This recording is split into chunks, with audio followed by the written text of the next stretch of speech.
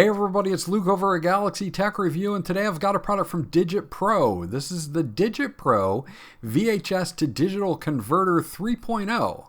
It's got a built-in 5-inch screen, and this is great for converting your old VCR tapes, VHS-C tapes, mini DV cassette tapes, from analog to digital so that you can relive those moments that you may have on older tapes.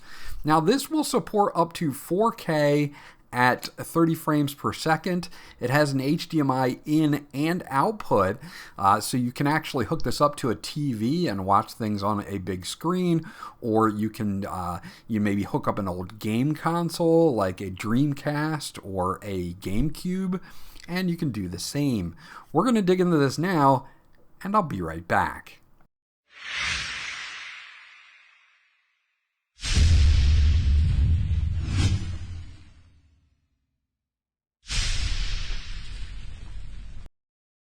Okay, so let's take a look at everything that comes in the box.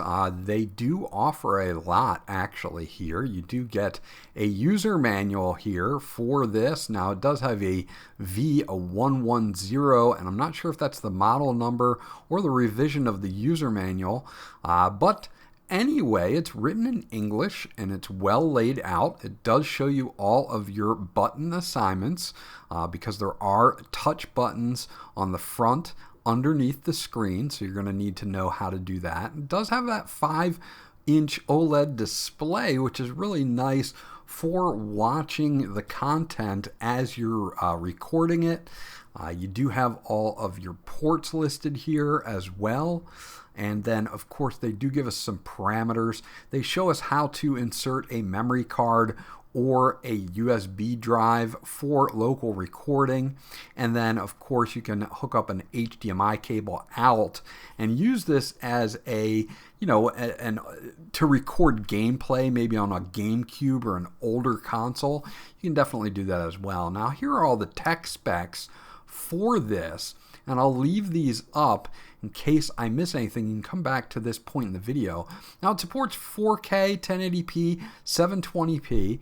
The maximum storage capacity on the card or the USB is going to be 512 gigabytes. The record format is going to be MP4, and it does have a 2000 milliamp battery that will support up to 3.5 hours of playing back local files and 3 hours of recording. Now it also takes about 2.5 hours to go from 0 to 100% when you're charging it up. They do include an HDMI cable, again, if you want to output this to a larger display like a monitor or a TV, you can do that. They do give us a charge cable here. It's a standard USB type A to USB type C charge cable, and they even give us a power brick. It's a standard AC to USB adapter, and I believe this one is 5 volts at 3 amps. We'll take a look real quickly here, and it looks like it is 5 volts at 2.4 amps max. But they do include it in the package as well, so you're up and ready to go. And it does have that battery built in, but you can always plug it in via that and also use it while it's charging. You do get a 64 gigabyte micro SD card that they also include, so you can be off and running without having to hunt for any on your own. And of course, they give you your AV cable here splitted out to your yellow video, red and white audio. For older devices, of course, I'll be using a VCR for this, so this cable will be perfect for my scenario. Looking at the device itself, it's got a 5-inch OLED display and touch capacitive buttons on the bottom. You have your record button, mode button, previous, next, volume, and menu buttons. On the right-hand side, we've got our ports that are 3.5 millimeter headphone out. So if you want to listen to the stuff that you're capturing, you can. Your micro SD card, a full USB, and then speaker on the bottom and a reset hole. You also have on the bottom of the unit a spot where you can mount it to a tripod. On the other side, we have an HDMI in, an HDMI out, an AV in, and an AV out. Again, being able to use this to pass the signal through to a larger display. Overall, it's lightweight. There is a power button on the top, and we'll get it up and running here so you can see exactly what we've got going on. Now, taking a look at the unit once it's powered on here, you can see that we've got information at the top, what mode we're in. You have all of your buttons at the bottom. You do have your date and time at the top as well. Right now we're in record mode. There's also a playback mode as well, so you can play back locally on the screen. You can play back up to about 3 hours of playtime on a fully charged battery. You do have a microphone icon there, what resolution you're set at, and if we go into menu, we can set a lot of these things here. You can set your language, of course. If English is not your first language, you will be able to set that up using the volume down key as your selection key. So selecting that will allow me to go in and change the from English to any other language that I need at this point. So of course I'm going to leave it on English here, hit the volume down key again, and that will lock it in. Now we can also use the next and previous buttons in the middle to go in and select each thing. This is setting your date and your time, being able to go through and set your date and time so that if you do want to have that on the screen as well while you're recording, you can sort it out by date and time if you wish. We do have that option for the time watermark that I was just talking about. If you want that on or off, you can do that as well. So you do have that option if you like to have the time watermark for when you're recording your stuff. Status OSD display can be always on, auto hide, or a record timer only. I like to leave mine to always on. Video source can be AV, of course, or HDMI, because we do have that HDMI input as well. Recording codec is H.264 or H.265 if you want to use the newer codec. Recording resolution is set to auto detection by default, but if we go in, you can see that we can go just a 640 by 4880 at 4.3 or 4 by 3 if you need to set it for that, but I just leave it on auto detection. Your recording bitrate is default 5 megabits per second.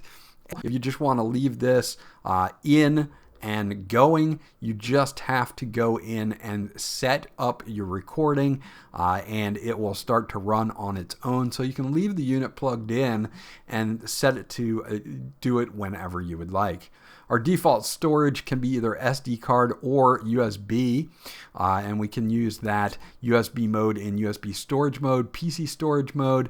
As you can see, we can change that up. You can have your AV out, either NTSC or PAL, and you can adjust your microphone volume because you can do voiceovers with this as well with its built-in microphone.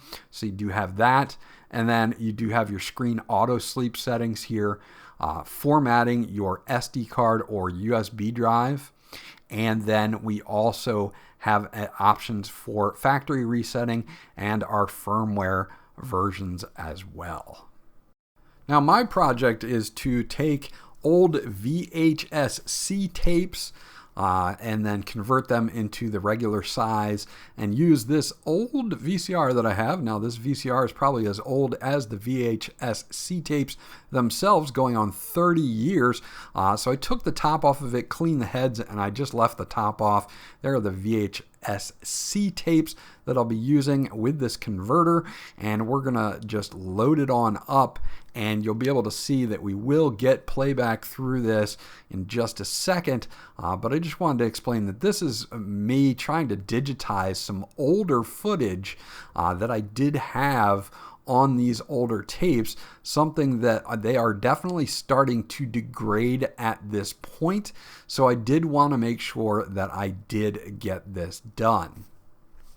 You can see in the upper left-hand corner, we do have how long, or 1,589 minutes in that 58.2 gigabytes that I have on my SD card. Let's give this a try. Oh, and there we go. So now I'm getting some old footage here. I can hit record. And you can see in the upper right-hand corner, I am now recording. This is from July 30th, 1995. So this is 30 years ago. And you can do whatever you need to do here, 1995. And we can, see the beach in Ocean City, Maryland in 1995. And you'll be able to see all of our fun that we're doing here in 1995. We also have other footage, of course, that I found here from Christmas morning in 1995, again, 30 years ago. And this is nice. Again, I cut it out here, but you do have a speaker on the back, so you'll be able to hear and see in real time what you're recording. And it also has a 3.5 millimeter headphone jack, so you can plug that in and listen to it silently while you're playing it back, that type of thing. So it's a very nice feature to have on this while you're recording. So here is the raw footage. Now this is 640 by 480 upscale to 4K, of course. This is 1995 at the beach in Ocean City, Maryland, actually. This is July 7th, 1996, the next year, for a fireworks show. And as you can see, we can capture many different memories. I'm going to let you listen to this and take a look, and you'll be able to see exactly what I captured off of these old tapes. Yeah, freaking out.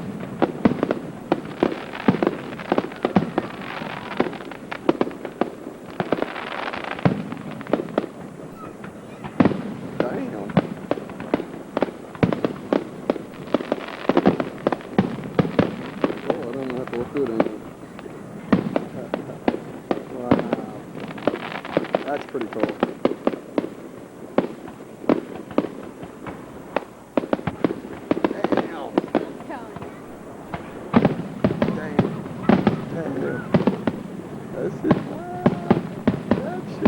So that's what I got from my tapes. Now my tapes are, again, 30 years old, badly degraded, so you may get better footage from yours, even senseless footage like this from 1996, where I was playing Resident Evil on PlayStation 1 and forgot that I was recording. So there you go. That is my review of the DigitPro VHS to Digital Converter 3.0. There's a lot to like about this unit. It's super easy to set up. You can record to either micro SD card, which they include with your purchase, or a USB drive.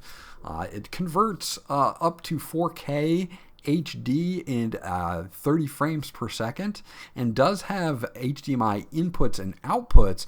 So if you want to hook up something other than a restoration project like what I've done in this video, say you have an old game console that only has those out, no HDMI out, and you want to run it through this, you can do that, like your GameCube, and you can put that on the screen, or you can record your actual GameCube gameplay, and then you can do things such as that. Share it online, share it with your friends, that type of thing. So not only does this convert old footage from VHS tapes, you can actually record anything that you can plug into it.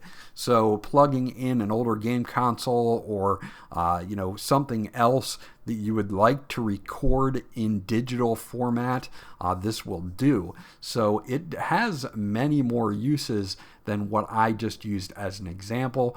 Overall, I'm definitely giving it a thumbs up for its easy to use interface and just being able to restore some of this older footage that I had into a new digital content.